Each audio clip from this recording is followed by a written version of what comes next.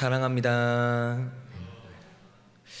성도님들은 야고보서 하면 어떤 말씀이 떠오르십니까?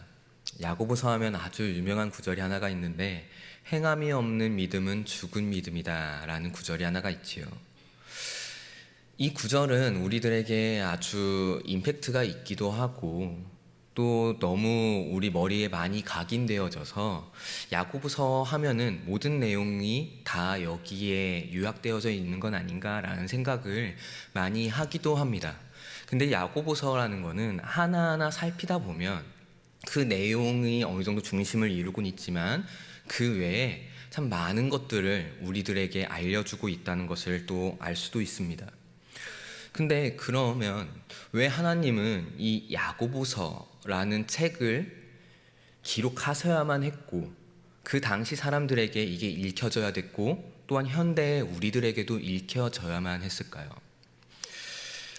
이거는 시험과 많이 연결이 되어져 있습니다. 우리는 역사적으로 시험이라는 게 항상 있어 왔습니다. 우리의 마음을 어렵게 만드는 것들, 그리고 때로는 우리들을 좌절하게 만드는 그런 시험들이 역사적으로 있었지요. 오늘 야고보서는 오늘 본문을 통해서 여기서부터 시작을 하고 있습니다. 본문 시작을 보면 흩어져 있는 12지파에게 편지를 쓴다라고 먼저 시작하고 있습니다. 이 이야기는 디아스포라라고 흔히 이야기하는 흩어져 있었던 유대인들을 향해서, 그리고 특별히 유대인 중에서도 예수님을 믿는 사람들에게 이 편지를 쓰고 있다라고 먼저 밝히 보여주고 있습니다. 그리고 이들에게 있었던 한 일이 있었는데 바로 시험이었습니다. 근데 더 정확하게 이야기를 하자면 이거는 믿음의 시련이기도 합니다. 한번 말씀을 통해서 확인해 보겠습니다.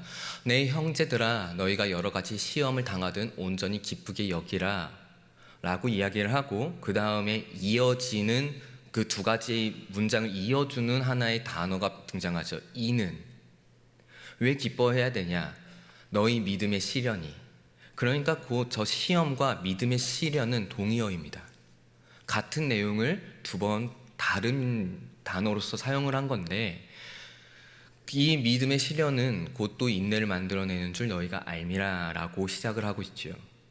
그러니까 이 당시에 디아스포라, 흩어져 있었던 유대인들, 특별히 예수님을 믿는 사람들에게는 믿음의 시련이 많았습니다. 사실 생각해보면 본향인 예루살렘에서 이런 시련을 당했다? 이것만으로도 많이 힘들었겠지요. 근데 타향에서, 다른 곳에서, 자기가 익숙하지 않은 공간에서 믿음의 시련을 당하고 있습니다. 저는 이 강도가 엄청났을 것 같습니다. 그래도 예루살렘에 있었다면 본인이 이제 태어났었고, 그리고 본인의 민족들이 살고 있었던 그 땅에서 그런 것들이 있었다면 그래도 좀 덜했을 것 같습니다. 한번 상상해 보십시오. 예루살렘이라는 땅은 아주 독특한 특성을 가지고 있었습니다. 유대인들이 모여 살고 있었고, 거기에는 로마 총독마저도 어느 정도 눈치를 보면서 만들어준 성전이 있었던 곳입니다. 그러니까 그 지역에는 유대인들의 문화가 아주 강했었던 곳이에요. 그런데 이들이 지금 흩어져 있는 곳은 로마 영향력이 아주 강한 곳들입니다. 당시의 세상의 중심이라 일컬어지던 로마, 그리고 황제가 신이다라고 이야기를 하고 정말 수없이 많은 난잡한 신들이 가득했었던 곳, 유대인들의 그 사상이 아니라 여호와 하나님 창조주를 바라보는 그런 사상이 아니라 온갖 것의 우상들을 섬기고 살아나가는 그런 땅에서 살고 있습니다. 그러면 이들은 어디서 발을 붙일 수가 있었을까요? 발을 못 붙입니다. 주변을 돌아보면은 자신은 비주류 사람입니다. 한국에도 이제 다른 필리핀이나 말레이시아 이쪽에서 넘어온 사람들이 있지요. 이 사람들 얼마나 외로울까요? 한민족이라고 일컬어지던 북한 사람들, 탈북해서 목숨 걸고 우리나라에 왔는데 이 사람들 한국에서 적응하고 살아나가는 거 결코 쉽지 않다라는 거 우리 많이 알고 있을 겁니다. 지금 그런 상황이에요. 영적으로도 이것을 이겨내는 것이 너무나도 힘듭니다. 그리고 심지어는 로마가 박해를 시작하던 상황입니다. 법보다 주먹이 가깝다고. 우리 모두 다 알고는 있는데, 그래 예수님이 우리들의 구원자 되고 천국을 주시는 그분이라는 걸 알고는 있는데, 당장 우리의 눈앞에서 누군가 칼을 딱 들이밀면서 너 예수님 믿어? 그럼 너 죽을 거야. 지금 예수님 배반하고 돌아서면 살려줄게 라고 이야기한다. 이거 쉽습니까? 지금 그런 상황인 거예요. 타지에 가서 예수님을 믿고 살아나가고 있는 이 사람들에게 다가오는 그 박해는 그 문화적인 충격들과 그들을 우겨쌈하고 있는 이 모든 상황들은 이 사람들에게 있어서 계속 요구합니다. 너 진짜 예수님 믿을래? 예수님 믿는 거 포기하면 너 편해질걸? 예수님 믿는 거 너 포기하면 우리들의 문화에 내가 받아줄게 라는 그런 욕망이 이들의 마음 안에 계속해서 올라오고 있다는 거예요. 딱 하나, 예수님만 포기하면 된다는 겁니다. 그래서 저는 이것을 묵상하면서 그런 생각을 해봤습니다. 우리가 만약에 이 예수님만 포기하면 된다라는 이런 놀라운 사건 앞에서 우리는 어떤 마음가짐을 가져야 되는지 저는 한 문장으로 좀 정리를 해봤습니다. 하나님 앞에서 우리는 허풍쟁이가 아니라 하나님 앞에서 겁쟁이여야 한다. 하나님 앞에서 허풍쟁이가 아니라 하나님 앞에서 겁쟁이여야 한다. 이게 제가 내린 하나의 결론입니다. 허풍쟁이라는 건 뭐냐면 그 로마 사람들이 요구를 했었던 그 말을 그대로 들어서 그래 내가 하나님이 없어도 되지. 칼이 바로 앞에 있는데 내가 이게 더 행복해지는 거 아닙니까 하나님? 이런 허풍입니다. 실제로는 아니거든요. 실제로는 아닌데 마치 하나님이 앞에 있을 때 하나님 당신이 없어도 나는 살만합니다. 하나님 당신이 없는 게 오히려 나는 더 좋은 것 같습니다 라고 하는 그런 허풍쟁이입니다. 근데 반대로 하나님 앞에서의 겁쟁이라는 건 뭐냐면 하나님 나 지금 벌벌 떨다 왔습니다. 나 저거 견디기 너무 힘들어서 벌벌 떨다 왔습니다. 나 겁먹었습니다 주님. 나 좀 돌봐주시옵소서 라는 그런 겁쟁이입니다. 우리들이 이런 모습을 가져야 되지 않을까요? 근데 솔직한 마음으로 목사인 저지만 저도 자신하지 못합니다. 진짜 자신하지 못합니다. 저도 저희 이제 두 돌이 조금 안 된 아들을 딱 보면은 사실은 지금부터 영어 유치원 보내고 싶고요. 지금부터 주일날만 되면 이 아이 데리고 놀러 가고 싶은 그런 말도 안 되는 참 안 좋은 그런 욕망들이 가끔씩 올라오는 경우가 있습니다. 저도 이게 쉽지가 않은 거예요. 하나님만 선택하고 하나님이 나의 그 모든 것들을 인도해 주신다라고 그렇게 굳건히 신뢰하고 나가야 되는데 쉽지가 않습니다. 쉽지가 않습니다. 근데 아마 저보다 세상에서 더 많은 시간들을 보내고 계신 성도님들은 더 많은 유혹이 있을 것 같습니다. 저는 그래도 이 교회 안에서 일하고 있으니까 조금 덜 할 건데 아마 성도님들은 사회에 나가시면, 회사에 나가시면 혹은 노인정 경로당에 가시면 더 많은 이런 압박들과 어려움들을 많이 당하실 것 같습니다. 이 가운데 간절히 부탁드립니다. 하나님 앞에서 겁쟁이가 되어 주시길 부탁드립니다.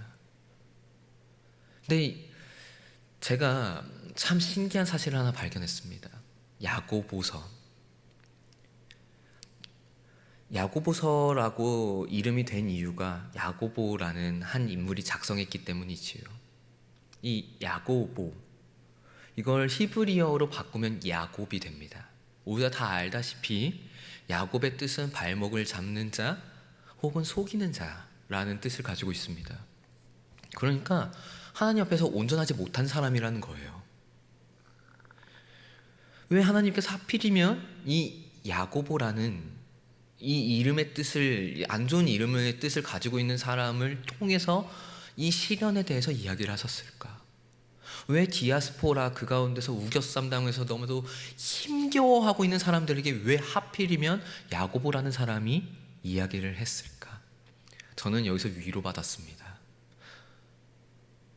모든 사람들이 다 그 앞에서 많이 낭망하고 힘겨울 거다. 근데 꿈을 가져라. 분명히 바뀔 수 있다라고 저는 느껴집니다. 이게 하나님의 그런 마음이시겠지요. 그래서 오늘 본문을 보면 이 시련을 기뻐하라라고 이야기하고 있습니다. 이 믿음의 시련을 즐거워하라라고 이야기하고 있습니다. 왜냐하면 이 시련은 인내를 가져올 것이고, 그리고 곧 그 인내는 우리로 하여금 온전한 자로 구비되게 한다. 그러니까 인내하다 보면 결국 장차 이 모든 믿음의 시련을 이겨낼 수 있는 온전한 자로 바꿔 가실 거다라는 말씀입니다. 근데 저는 여전히 연약합니다. 그럼에도 저는 이 인내와 바꿔 가신다라는 약속이 좀 멀게 느껴지기도 해요. 그래서 하나님께서 이렇게 또 말씀하시는 것 같습니다. 한번 야고보서 1장 5절 말씀 확인해 보겠습니다. 너희 중에 누구든지 지혜가 부족하거든. 그렇죠? 우리가 그 온전한 자까지 버텨나가는 것에 있어서 너무 두렵고 힘겹게 하는 것 중에 하나는 나에게 버틸 힘이 없는 것만 같다는 겁니다. 인내를 해낼 자신이 저에게 있지 않고 이 믿음의 시련을 잘 대처할 지혜가 저에게 없는 것 같아요. 그래서 하나님께서 또 이렇게 말씀하십니다. 지혜가 부족하거든. 너희들이 이 시련을 잘 이겨낼 지혜가 뭔가 부족한 것 같거든. 그러면 모든 사람에게 후히 주시고 꾸짖지 아니하시는 하나님께 구하라. 지혜를 구하라. 그리하면 주시리라. 아멘. 예. 믿음의 시련을 온전히 이겨내지 못할 것만 같은 나에게 하나님께서 말씀해 주시는 거는, 그래 너 내 앞에 나오면 나 안 꾸짖을 거야. 걱정 말고 나와서 지혜를 구하라 라는 그런 말씀이죠. 그렇다면 이 지혜라는 게 좀 더 구체적으로 무엇일까요? 이제 구약의 지혜 문학 부분에 있어서 아주 권위 있는 신학자 한 명이 있습니다. 트럼프 롱맨이라는 사람인데, 이 사람이 이 지혜에 관해서 세 개로 분류하면서 설명을 합니다. 먼저 하나는 신학입니다. 신학. 이 지혜가 어디로부터 시작되느냐라는 것에 대해서 이야기를 하는 겁니다. 지혜의 근원은 하나님이시다. 지혜의 근원은 하나님이시다. 이게 신학 부분에 나타나는 거고, 그 다음은 실천입니다. 실천. 그래서 어떤 것이 지혜로운 모습인지, 실제적으로 우리가 어떻게 살아나갈 것인지에 대해서 이야기한 게 실천이고, 마지막이 윤리입니다. 그래서 그 지혜가 어떻게 우리들 가운데 화평함을 가지고 오는지, 이렇게 세 가지로 이제 하나하나 분류를 하면서 이야기를 하지요. 저는 이게 굉장히 우리들에게 효과적인 방법이라고 생각합니다. 믿음의 시련을 이기는 방법에 있어서 말입니다. 먼저 지혜가 어디서부터 시작된다고요? 하나님으로부터 오는 겁니다. 지혜의 근원은 하나님입니다. 자, 이것을 돌려 이야기를 하자면 하나님과의 관계가 중요하다는 걸 알 수 있습니다. 하나님과의 관계가 깨어진 사람에게 어떻게 지혜가 올 수 있을까요? 하나님의 관계가 이제 깨어진 사람이 어떻게 그 지혜의 말씀을 들을 마음이 되어져 있을까요? 안 되지요. 만약 목사인 저와 성도님 한 분이 아주 크게 다퉜다고 한번 가정을 해봅시다. 그리고 제가 지금 이렇게 설교를 하고 있는데 저랑 크게 다툰 분은 저의 설교가 들릴까요? 절대 아닐 겁니다. 마찬가지겠지요. 하나님께서는 분명히 완벽한 지혜를 가지고 계신 진정한 지혜의 근원 되시는데 그분과의 관계가 틀어진다면 우리들이 어떻게 들을 수가 있을까요? 이게 먼저 첫 번째가 될 겁니다. 그 다음에 두 번째는 실천과 윤리 부분을 통합해서 좀 설명을 해드리고 싶은데, 이 부분은 사실은 교회를 세워나가는 부분이 될 겁니다. 내가 지혜롭게 어떻게 살아나가는 건지 하나님 앞에서, 그리고 내가 하나님 앞에서 어떻게 화평을 이루며 윤리적으로 우리가 이 교회를 아름답게 세워나갈 수 있을 것인지, 이 부분들이 결합이 되지요. 근데 이걸 정리해서 믿음의 실현과 연결을 해봅시다. 우리 가운데 찾아오는 믿음의 실현, 야고보서가 이야기를 한 거는 우리가 비주류적인 그런 모습들, 그리고 때로는 우리가 하나님을 제대로 두려워하지 못하며 하나님 앞에서 겁쟁이로 나아가지 못했었던 부분 때문에 그렇다고 말씀드렸습니다. 근데 여호와 앞에서 겁쟁이로 나아간다면 이 이야기는 하나님과 관계가 좋다는 거겠지요. 하나님과 관계가 좋다는 겁니다. 그것이 바로 지혜예요. 하나님 앞에서 내가 제대로 살지 못할 때 하나님 앞으로 기꺼이 나아가서 지혜를 들으려고 하는 것, 그게 진짜 진정한 지혜입니다. 그리고 윤리와 실천 부분들, 우리가 때로는 어렵습니다. 힘겹습니다. 근데 디아스포라 사람들에게 더 힘겨웠었던 이유는 타지에 있다는 사실입니다. 내 주변에 나를 도와줄 사람이 많지가 않다는 거예요. 근데 우리가 이렇게 실천과 윤리를 아름답게 이뤄나가는 지혜가 있다면 아까 말씀드렸던 교회는 아름다워질 겁니다. 그러면은 내 옆에 있는 누군가가 실현을 지탱해줄 버팀목이 되겠지요. 이것처럼 하나님이 주실 지혜는 우리들에게 아주 실제적으로 믿음의 실현을 이겨내게 할 겁니다. 하나님 앞에서 겁쟁이로 나아갈 수 있도록 붙돋아 줄 거고, 또한 믿음의 동역자들이 내 주변에 있게 하여 주셔서 버틸 수 있도록 하나님께서는 우리들을 설계하시고 인도하실 겁니다. 자, 그러면은 우리들에겐 이런 지혜가 있으십니까? 이런 지혜가 있으십니까? 저는 그래서 한 가지 권면을 드리고 싶습니다. 기도하는 일에 조금 더 매진해 주셨으면 좋겠습니다. 날마다 믿음의 시련은 있을 겁니다. 그렇기 때문에 우리는 날마다 기도해야만 합니다. 날마다 믿음의 시련은 우리들 가운데 찾아오기 때문에 우리가 하나님의 지혜를 얻기 위해서 날마다 하나님 앞에 나와 간구해야만 합니다. 주님, 나에게 지혜를 주시옵소서. 주님, 내가 믿음의 시련을 이겨낼 수 있는 지혜를 가득 부어 주시옵소서. 이게 우리들에게는 아주 중요한 일입니다. 왜 그렇지 않습니까? 우리가 자녀들을 양육함에 있어서 학교, 학원, 그거는 철저히 보내려고 하지 않습니까?